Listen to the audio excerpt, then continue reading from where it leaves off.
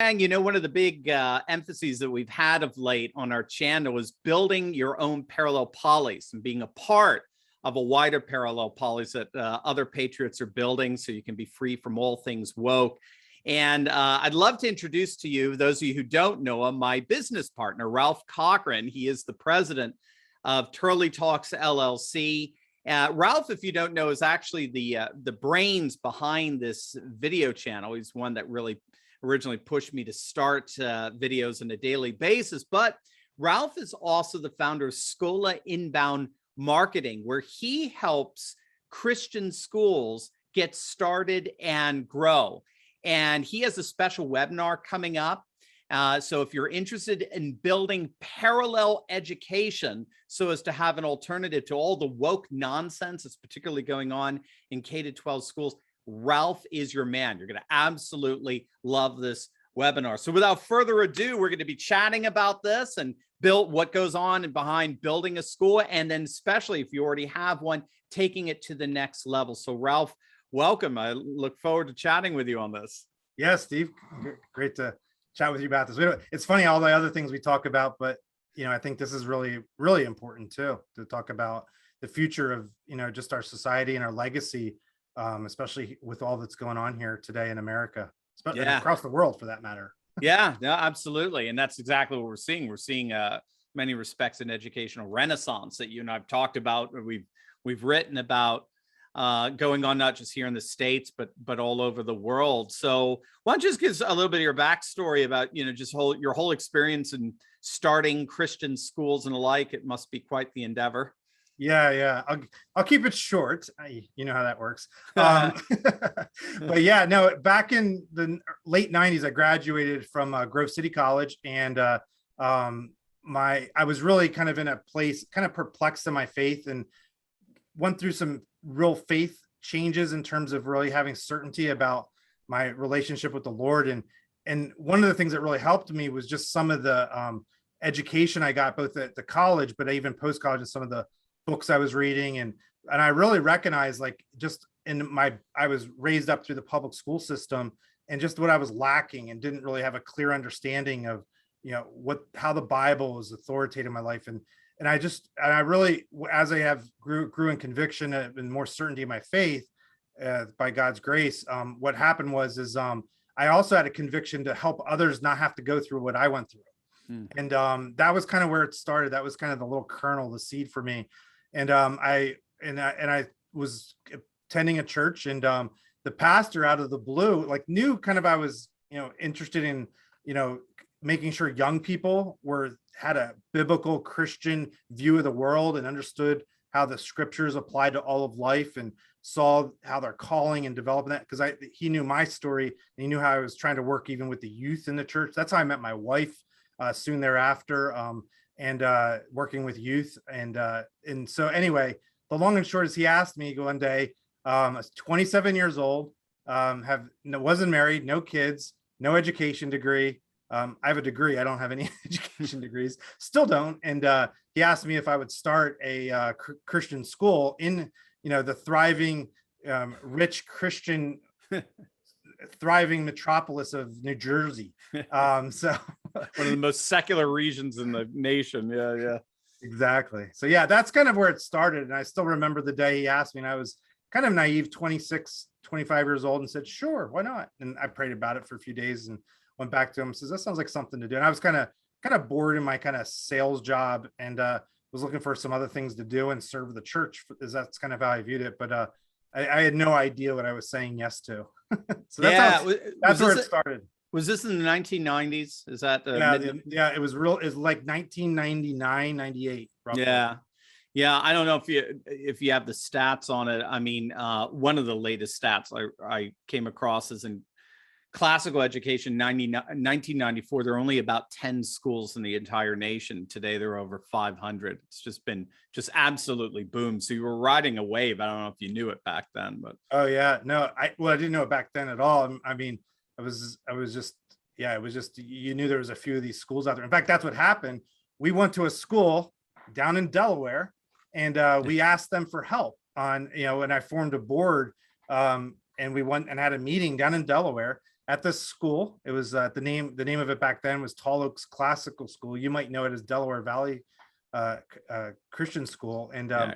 I think you taught there, right? Yeah, for a few years. Yeah. Yeah, But so, you were there before I was. I came, I think, in 2002, if I recall. Yeah. so they would take their students up. So I kind of get ahead of myself a little bit, but basically I spent the next 3 years. By about 2001, we got a board, and then we started just planning this thing out. And I started it on my credit card, and I just convicted. I remember even getting someone in my church thought it was irresponsible of me to put $15,000 for direct mail campaigns onto my credit card to start a Christian school. And I was like, I don't know, like, this is what I'm supposed to do. And I had already done it. But it was kind of funny, but that's kind of the way I am. You should have told me that last week before I did it. That's right. Yeah. Well, I think we've all been there. This is a brand new movement. So starting it on your credit card and the like is par for the course, it seems to me. Absolutely. Yeah, but that's impressive. So you've actually, I mean, this is not just theory for you. I mean, you've gotten dirt under the fingernails, as it were. I mean, you've hurt your back lifting things, and you've been janitor and fundraiser and parent, of course, with kids in the school. So you're all in. You've been part of classical movement now for over 20 years. So what are you seeing now in terms of the needs of schools today? I mean, I know I'm kind of, this is a leading question because I know you're interacting with classical educators all the time, but what's the biggest need that they have at the moment? Yeah, and I would kind of even go broader than that. We help all Christian schools. So we've worked with, just traditional Christian schools or modern Christian schools and classical schools, and we've even had some Roman Catholic schools we'll work with too, because I really do, I believe, I'm convicted of this, it's something that in our culture today, there's such a division line in terms of where people are when it comes down to their faith, family, and freedom, and their values, and are they actually aligned with the education that they're giving their children? Is it matching what's going on in the home? And what they're discovering is, no, it's not. There's kind of been for many of us who are kind of the pioneers, we knew that going in. I mean, I know your story a little bit too, that we knew that there was something off about the government education system, but I don't think it's become so visible and just, palpable of how bad it really is.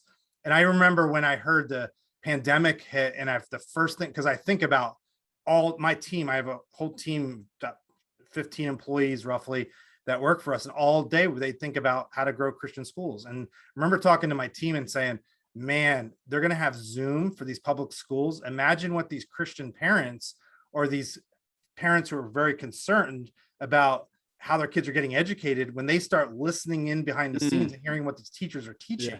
And you remember all the news clips, and people would be hearing stuff, and here it came. And man, that was a wild ride, and still is. People, and it was like peeling back the veil, because now for the first time ever, parents actually were inside their kids' classroom, right, in the next room over, and they could hear how teachers were talking to their kids or scolding them because some kid had a MAGA sign behind them or something. Right, they got turned off or thrown out. But apparently Terry McAuliffe, is running for a second term of governor in Virginia, just said the other day in a debate, parents have no place in telling schools what to teach. So I don't know. He may have shot himself not in the foot, but probably in the abdomen after that. How did the pandemic impact Christian education? What did we see numbers go down? Are we seeing numbers going up? What's going on? No, I mean, I know talking to some of the leaders in some of the national associations, they're telling me like upwards of 80% of their schools are just seeing an influx of enrollment beyond what they've ever seen. In fact, one of the problems my business has right now is these schools have seen a lot of new students show up, but the problem that these schools are starting to realize, especially as they have their first board meetings back in the new year, is like, okay, now how many of these people are going to stay with us once things go back to quote unquote normal, and will they go back to their free education? Because what's happened is people realized that a free education is too expensive. Too expensive. It costs you your legacy. And if you really think about how your children learn today, that impacts not only your children in 5 years, 10 years down the line, it impacts your great grandchildren. And Right. we don't usually, as Americans, especially, think in those terms. And I think what's happened is people just had enough. And the from the mask mandates to the vaccine things, and I mean, I see it locally here. You know that from the Free PA group we're involved in, they're just fighting this all the time. And so a lot of them are just saying enough's enough. These are parents who are good people and they fit the mold of going to these Christian schools, but they've just never wanted to do it. They thought it's too expensive. Now they just say, you know what, we got to do something. This is just insane. This goes against everything who we are. And they go over, and for the first time ever, these schools that were the best kept secret in town, now they're going over and getting a tour. First time. Right. And so Right. these admissions directors are just seeing floods of people come in. But again, the issue is, will this stay there, and can these schools maintain that? And so that's kind of a big thing we're helping schools right now, is the retention strategy going into next year. We're already helping schools right now implement our retention system so they can make sure that they're winning over these families and educating them, so they because they're not just there for pragmatic reasons, but if they came for pragmatic reasons, they convert them to stay for principled reasons. And Right. that's a big part right now that these schools have to, and some are doing it, some are kind of just riding a wave. And I think they're going to be shocked when next year rolls around and some of these families aren't coming back. And maybe they've hired extra staff, they've done things. So there's a lot of dynamics, but generally speaking, Steve, yeah, it's been an amazing ride for a lot of these schools that have never seen. I'll get one school I was just talking to up in Massachusetts just on Monday night. They're used to getting about 15 students a year. They had 15 new students, right? Just adding in, that's their typical thing. Small school, like 150-ish students, and they had 46 this year. Wow. And that's in Massachusetts. Now, if I talk about my Texas schools or Florida, that's like 100. They're used to getting 50 students, they're getting 100, and they have to turn people away and all that kind of stuff. So yeah. Well, you're also too, you and I have talked about this a lot, or we've written about it, and we've talked about it on the channel a lot. I mean, you've also got the whole demographic issue where, I mean, the secular world is basically imploding in terms of percentage of the population. Especially we're seeing with this pandemic now, our reproduction numbers are so low in comparison to 2.1 replacement level. But among conservative Christian families, it's still very, very high, 2.5, 3 children per family. And they're going to be looking more and more for education. And it just seems that the obvious place to go is some kind of Christian school. Absolutely. And homeschooling is big too. Obviously, that's had a huge impact this year too with people. But yeah, I know. And I think one of the things, you wrote this book, right? The Coming Rise of Christian Education. And you were kind enough to actually write it for me. I still remember when I asked you to do that. It's on the shelf right behind you there. And for everyone that's on here right now, I wrote a book called Story Marketing for Christian Schools.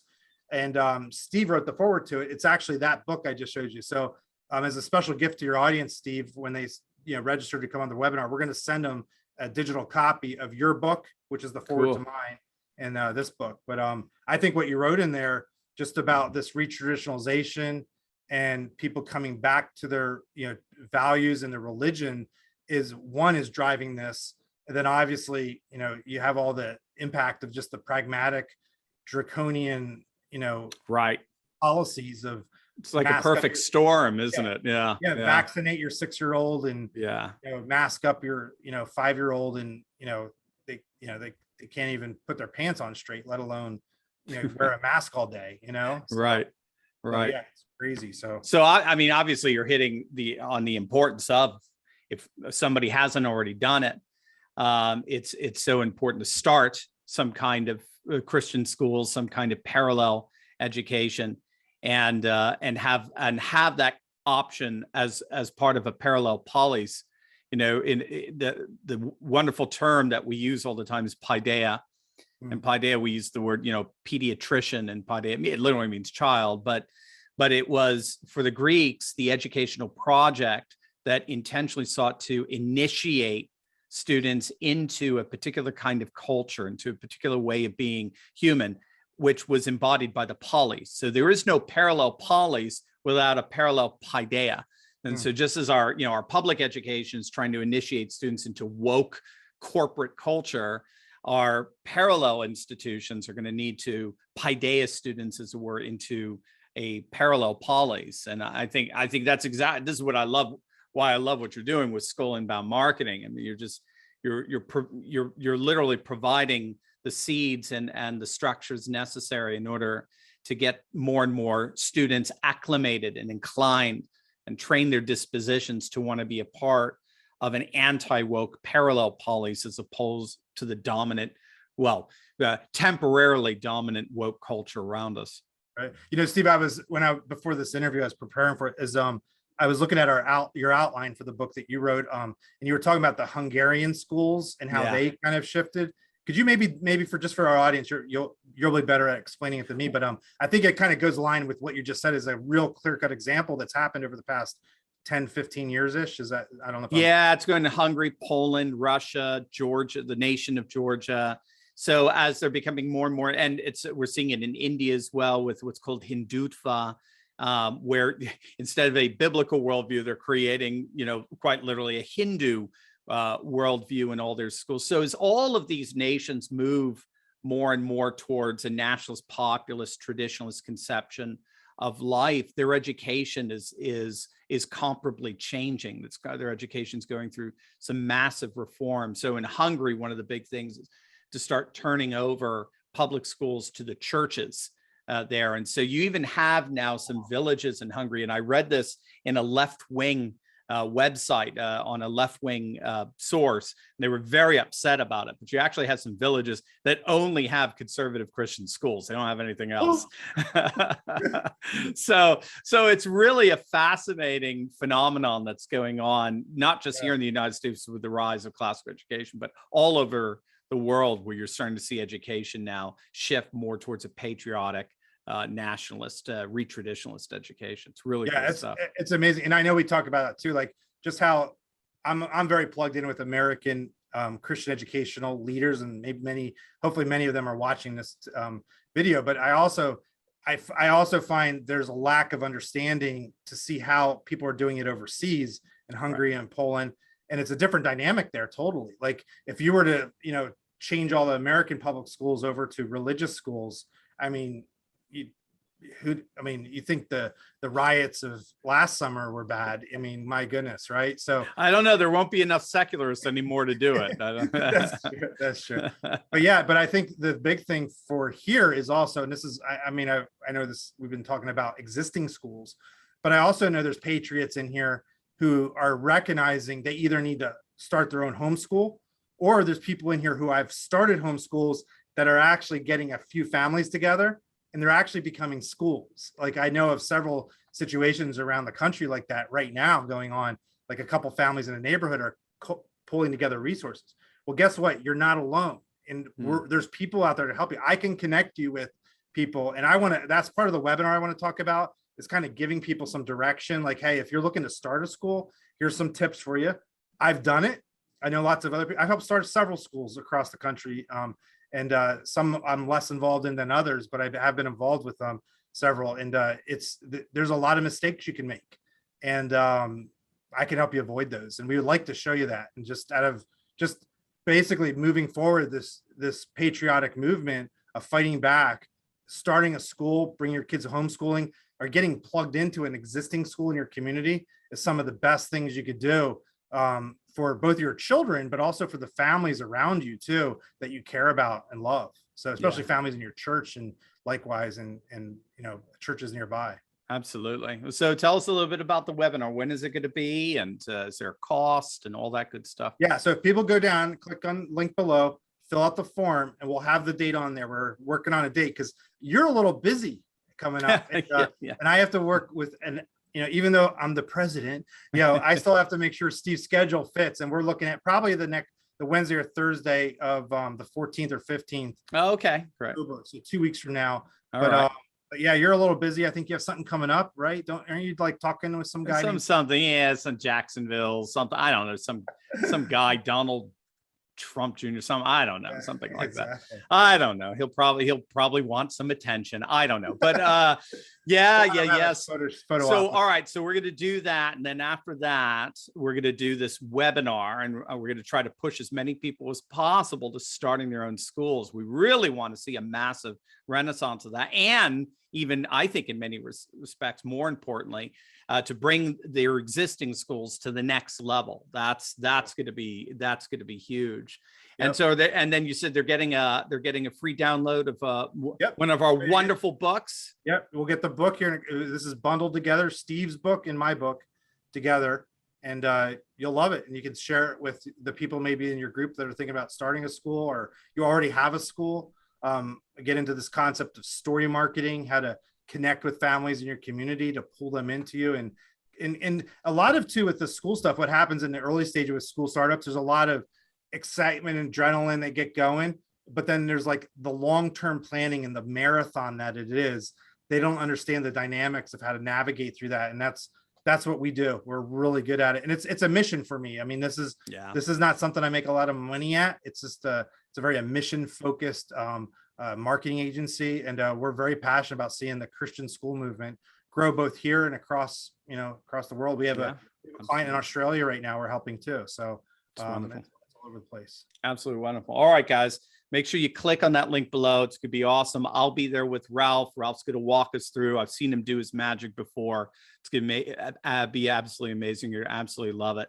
So make sure to click on the link, get that download of your free books, and I'll see you at a webinar in a couple of weeks. And Ralph, will it be recorded? So if somebody is watching this video after the webinar, that's another thing. Absolutely. And I think we're actually going to give people the audiobook version of my book too. So you'll get that too if you sign up. I think the first 100 people will get that if they register for the webinar. We'll get the audiobook out to them. So awesome. It's gonna be really exciting. All right, guys, we're gonna really build this parallel polys, but to do that, we got to have that paideia that initiates students into that kind of patriotic culture, and that's what Ralph is dedicating his life to, is bringing about just that kind of paideia, so we can see a whole new generation of parallel poly citizens standing up for faith, family, and freedom. So click on that link below. Thanks, Ralph. Look forward to it.